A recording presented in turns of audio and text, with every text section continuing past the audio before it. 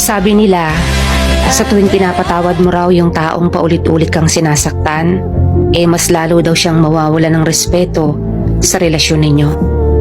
Para sa akin may point naman ito. Kasi pansin mo naman siguro na sa tuwing pinapatawad mo yung tao, imbes na magbago, inuulit-ulit niya pa rin yung mga bagay na ikakasakit mo or dahilan para mag-away kayo.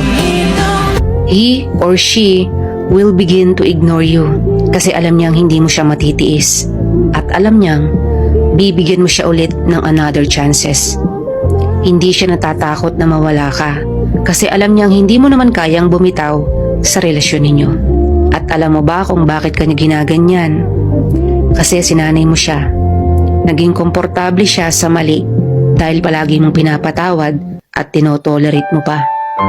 Nawala na yung respeto sa'yo.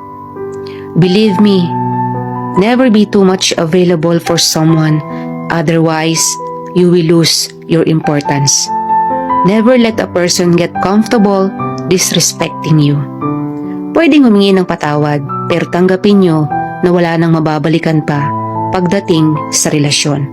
Isa pa, hindi madaling kalimutan ang nakaraan. Hayaan mong maging aral yung nangyari at dapat may natutunan ka.